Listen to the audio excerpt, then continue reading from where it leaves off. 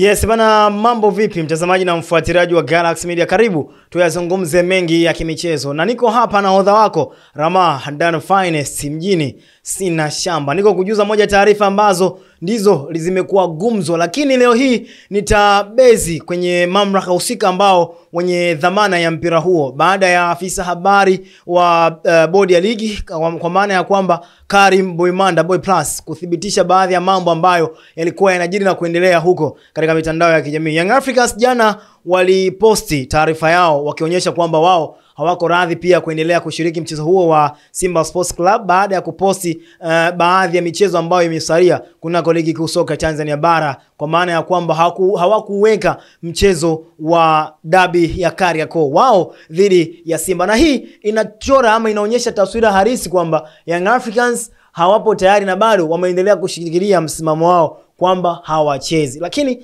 za ndani kabisa zinasema uongozi wa Young Africans bado umeshikilia msimamo wao.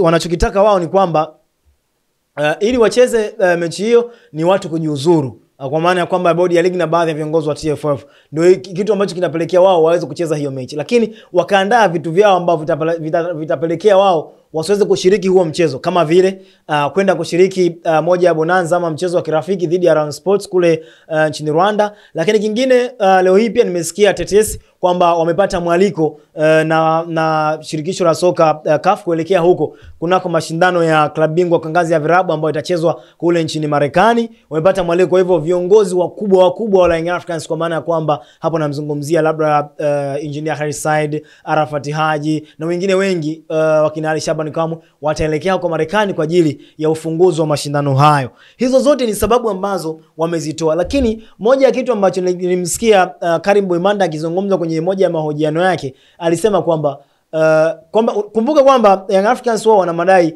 ili wacheze wanahitaji mrejesho wa kile ambacho kilifanyika, kwamba bodi ya ligi silisema kwamba wapo wanafanyia uchunguzi baadhi ya matukio ambayo yalitokea, kama vile matukio ya rushwa, matukio ya viashiria vya uvunjifu wa amani na vitu vingine kama hivyo. Kwa hiyo Young Africans wanahitaji kusikia kutoka kwa bodi ya ligi kwamba baada ya hivyo vitu ambavyo wamevipresent ndio vyanzo vya kuhairishwa kwa mchezo, bodi ya ligi walikuja na majibu ya namna gani kuelekea hivyo ambavyo wamezungumza, na bodi ya ligi haijakuja na vitu. Kwa hivyo Karim Boimanda yeye alisema kwamba pamoja na kwamba hayo yote yametokea, lakini uchunguzi ambao unafanyika hauzuii mamlaka ama hauzuii wao kama bodi ya ligi na TFF kuendelea na shughuli zao nyingine. Shughuli zao ni zipi? Kama vile kutoa fixtures za michezo mbalimbali, kama ambao walitoa mchezo wa dabi ya Kariakoo kupangia kufanyika tarehe 15, ni miongoni mwa shughuli zao. Kwa hivyo bodi ya ligi lazima iendelee kujiendesha hali ya kuwa uchunguzi wa hiyo mechi unafanyika, na kwamba Young Africans wao wamesema watagomea mchezo. Taarifa hiyo bodi ya ligi wao hawana, wanaiona tu katika mitandao ya kijamii kama ambavyo tunaiona mimi, wewe na watu wengine. Kwa hivyo kusema Yanga wasubirie taarifa kutoka kwa bodi ya ligi, hii kitu haizuii bodi ya ligi kutokuendelea na shughuli zao za kila siku. Na shughuli za bodi ya ligi ni kipi? Ni kuendesha soka,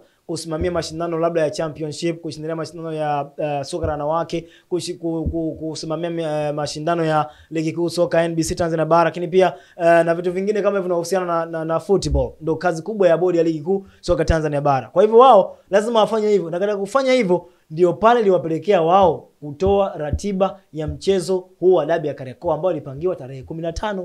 Kwa hivyo hizi kelele ambazo mnaziona, bodi ya ligi wao hawahusiki na hawazijui, hamna official letter ambayo imepelekwa kwao na Young Africans kwamba huo mchezo hawatahusika nao. Ndio maneno ambayo ameyatoa Karim Boimanda, afisa habari wa bodi ya ligi. Mimi mpaka kufikia hapo sina la ziada. Nilikuwa nikikujuza hicho ambacho pia ameweza kukizungumza kwa upande wake kwenye baadhi ya mahojiano akiwa anafanya na baadhi ya vyombo vya habari.